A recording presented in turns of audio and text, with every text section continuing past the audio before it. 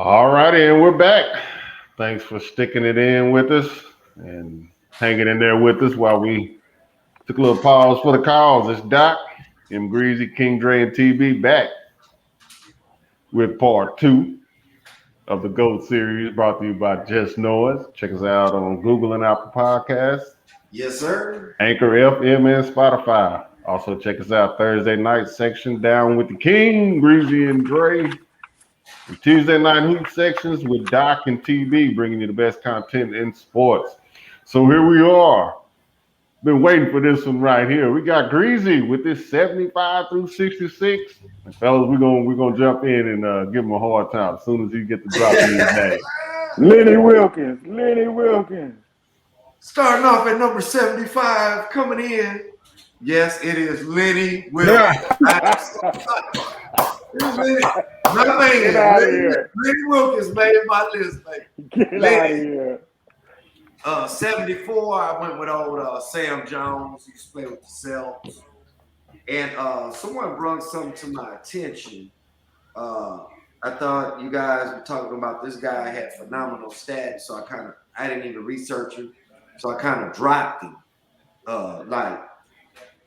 towards the middle and maybe towards the beginning. But I went back and peeped the stats, and Dave Bean he's going to be number 73 for me. I mean, it is what it is. And my dad, number 72, my dad talked about this guy like after his rookie year and somebody. NBA wasn't going for it. Well, ABA. The brothers wasn't having it. They gave this dude hell, which is Pistol Pete Maravich. And the stats speak for themselves. 71 is going to be Mr. Wes Unseld. Nice pick. Nice pick. And I thought this guy was, I've actually seen this man play. He used to give my boys fits all around the board. He wore that Celtic green. I'm a big Laker fan, and I love my Lakers, but this guy used to just irritate me. The Chief, Robert Parrish. Good pick.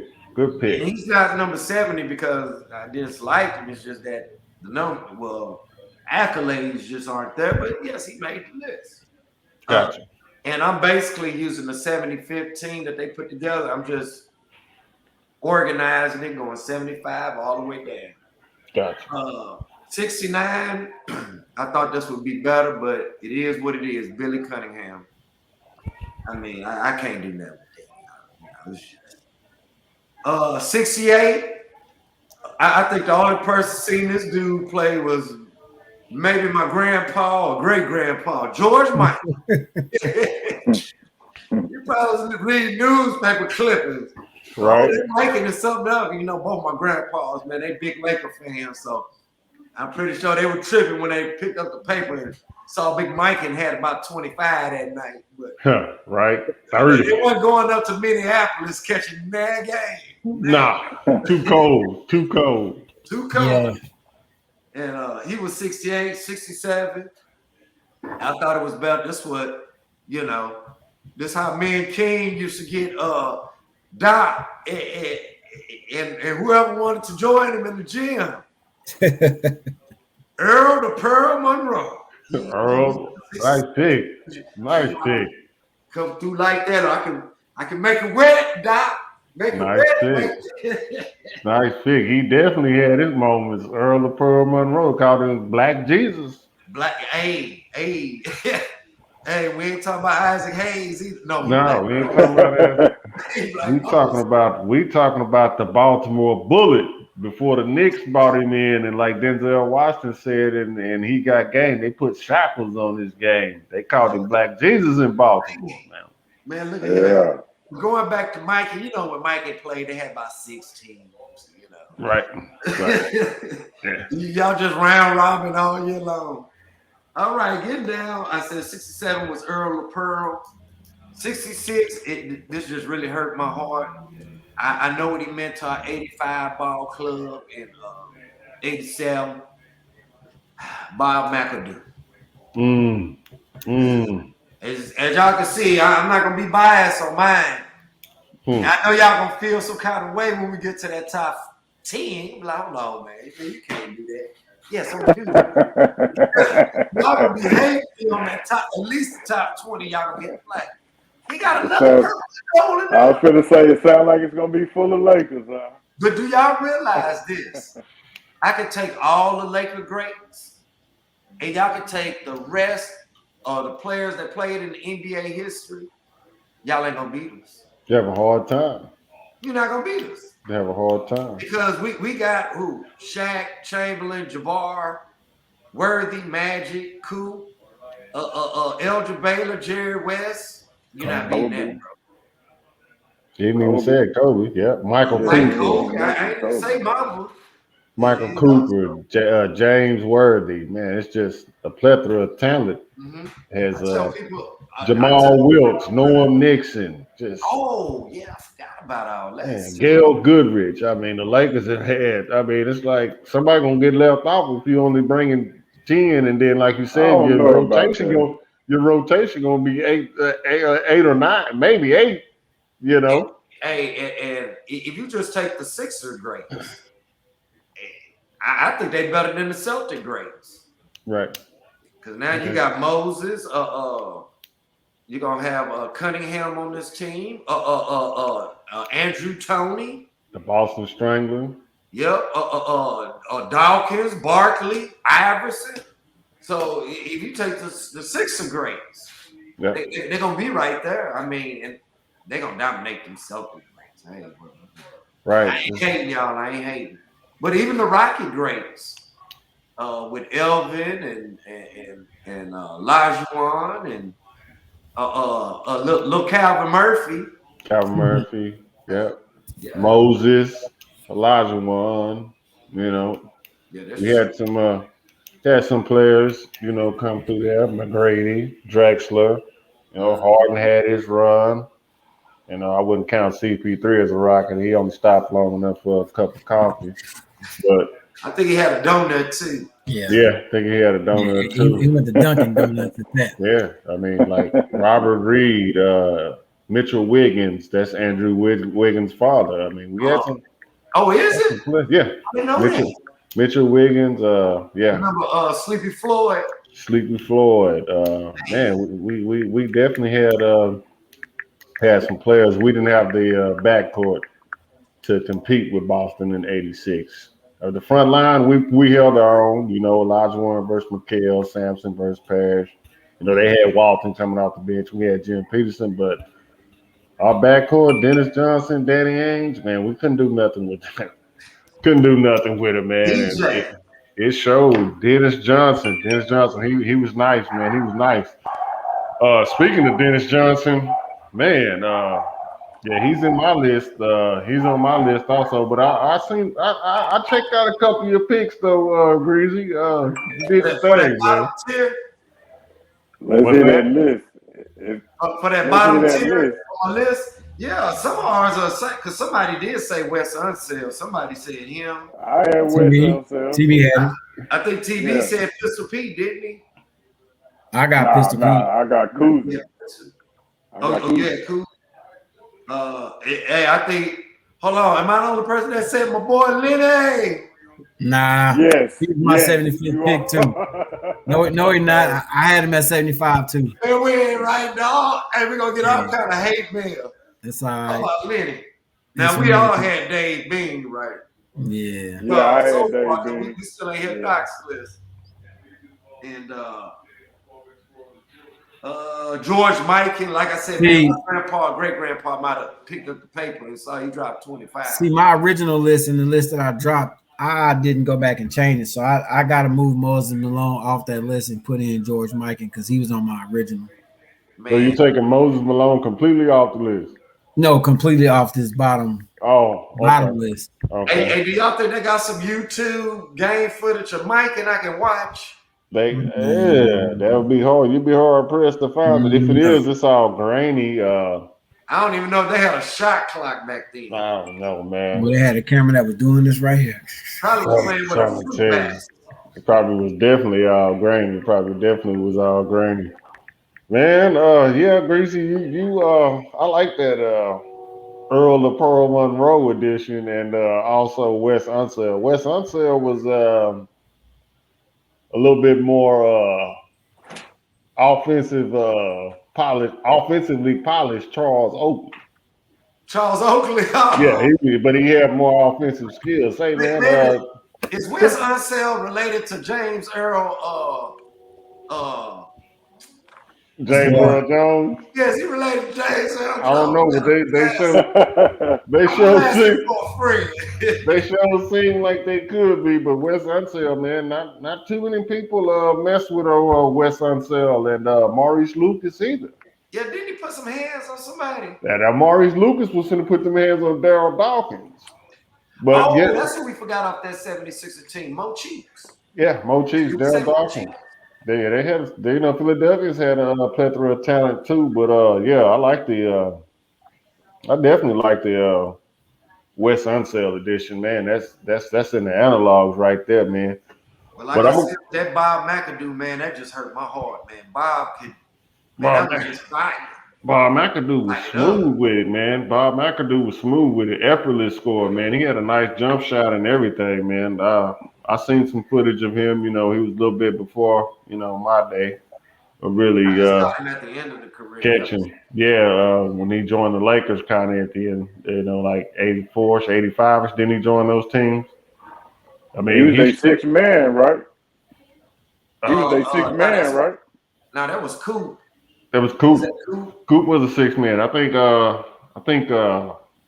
McAdoo at that time he just came in and gave you a couple quick buckets. And they didn't even know if McAdoo would work out because he was being asked to take a lesser role. Right.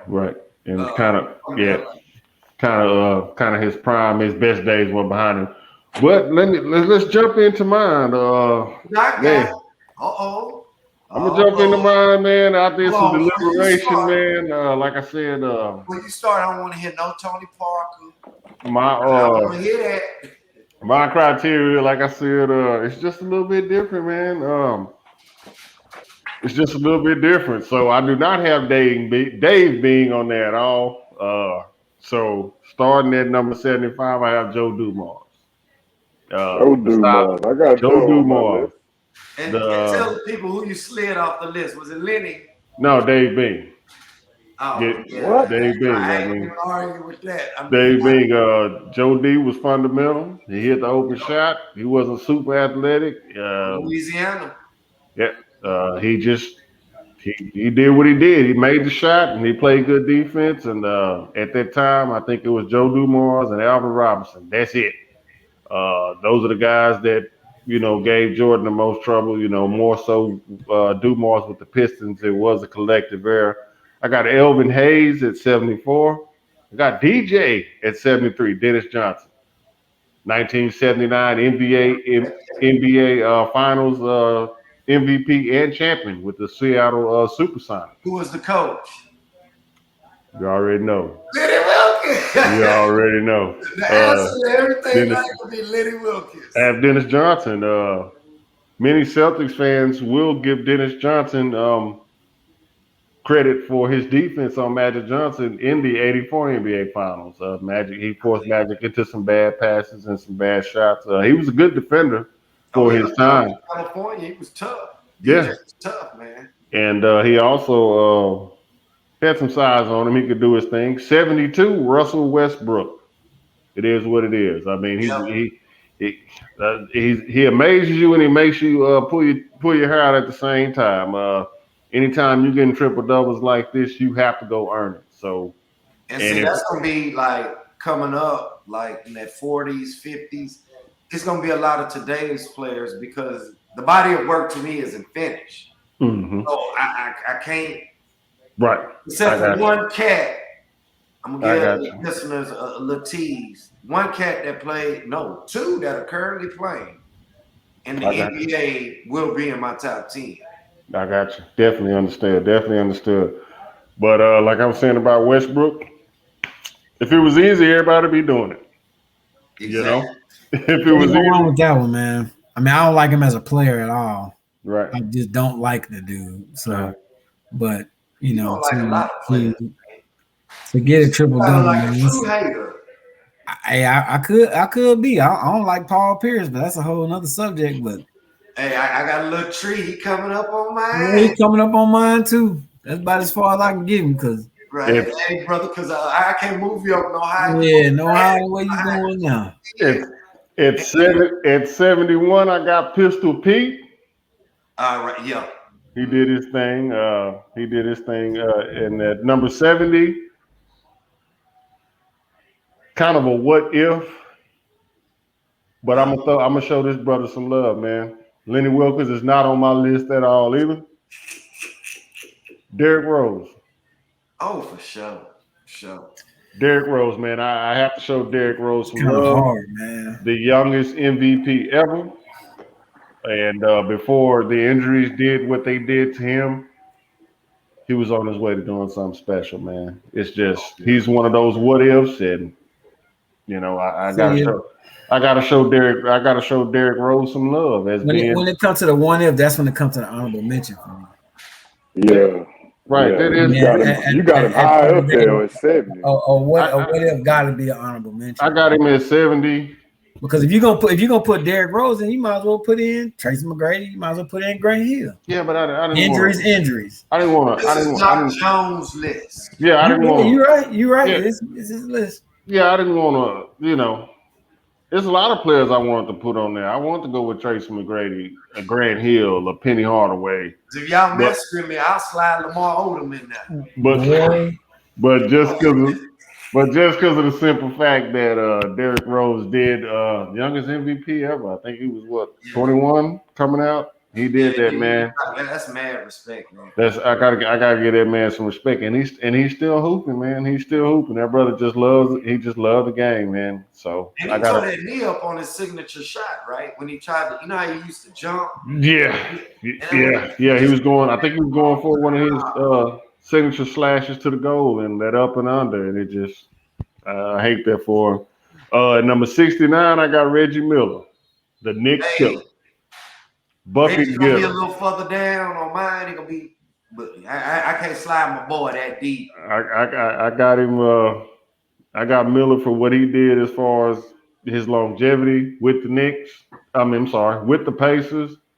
And you know, if it wasn't for a guy named Michael Jeffrey Jordan, you know, maybe Miller gets a couple of those championships out there in East. But he had to go through MJ, and he wasn't quite equipped to handle MJ until I think it was 97. They took him game 7 in the Eastern Conference Final. You know, the Pacers, was that Reg and Mark Jackson? And lost to Kobe too.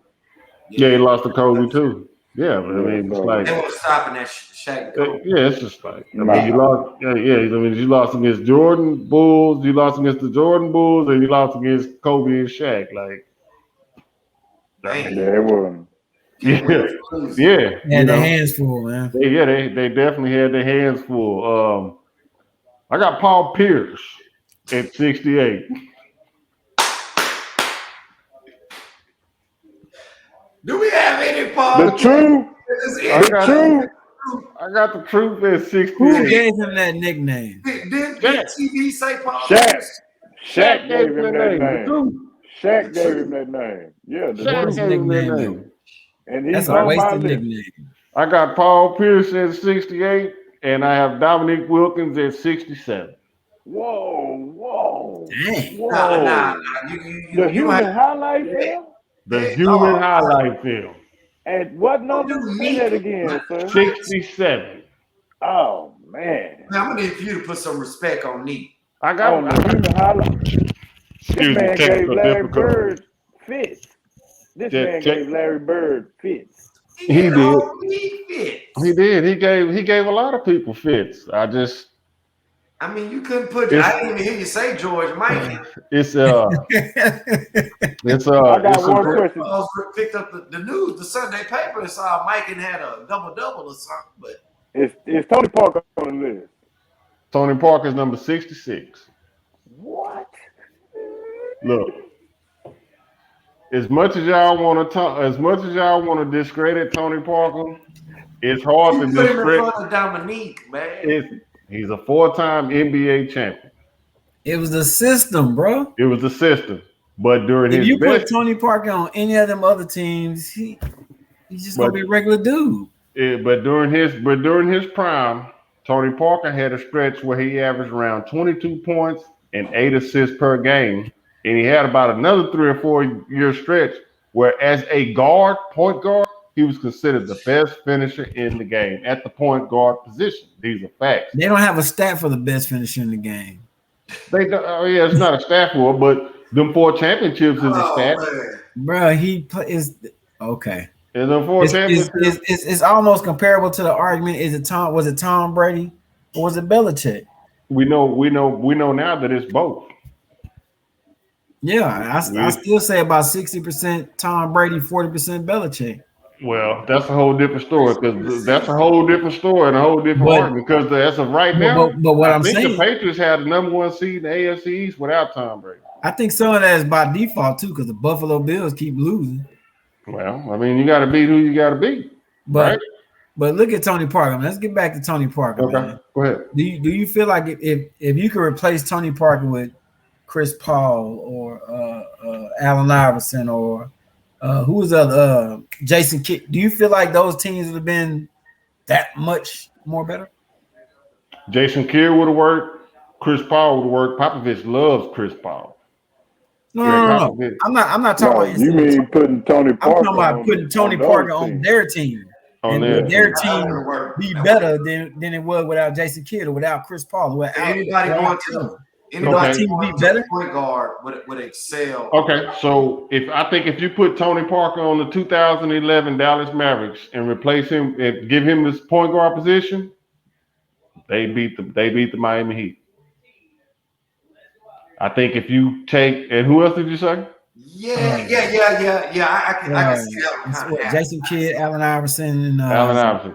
Now, if you take Tony Parker and you put him on the 2001 76ers, no, that don't work because Allen Iverson is a different type of point guard. Allen Iverson is a point. Allen Iverson was more of a combo point guard, so that doesn't work. Now, what did Chris Paul really accomplish with the Clippers? Throw a bunch of alley-oops to Blake Griffin and DeAndre Jordan. Chris Paul still hasn't accomplished anything. So it's just kind of like, and I'm not saying during that era he was okay. But I will take Chris Paul over Tony. The only 2 point guards I could really, really see. Now I'll take that back. I'll give you 3. Even though Jason Kidd did come out of college in 1994, we're talking about 14 years later at around 2007, 2008. Just because Jason Kidd is the quintessential point guard, he's what you're looking for in a point guard, I'm going to say I would take Steve Nash. I would take Iverson. I would take Jason Kidd. After that, you wouldn't take Chris Paul. Gotcha. Chris Paul didn't come out until what, 2006? At that time, he didn't come into the league and just, it took him. He was there. You knew he was good, but he didn't just, come into the league and just like, boom, I'm automatically top 5. No, he didn't do that. He said one more player, Derrick Rose. I mean, Derrick Rose was still in. Derrick Rose didn't leave Memphis until 2009. Yeah, and see that's what we was talking about from that 07, 06 to 09 stretch. Right. Derrick Rose is part of that conversation, and he's part of the conversation. But if you look at his numbers in 2009, they weren't comparable to Tony Parker. He was a better talent, but Parker had. Oh, he won Rookie of the Year, D Rose. Yeah, he did, but his numbers still wasn't better than Tony Parker. But during that stretch, Parker was giving boys like 20 points and 8 rebounds, man. I mean 8 assists, my bad, not rebounds. During that time, that frame that I mentioned, like around 2007-ish, and I think around 2009-ish, 10-ish, say, man, Parker was busting boys, man. I think King said this, that doggone Mike Bibby. Mike Bibby. If you put Mike Bibby on that Spurs team, they better. Nah. I like Bibby, man. I like Bibby, man. I like Bibby. I like And Bibby, Bibby's bro. a shooter, but you got to realize Bibby's best days was 2001, 2000 with the I'll be honest with the Sacramento Kings. Now we're talking 7-8 years later. Now it's not the same Bibby, bro. Tony Parker to me was like an upgrade of Derek Fisher. That's why I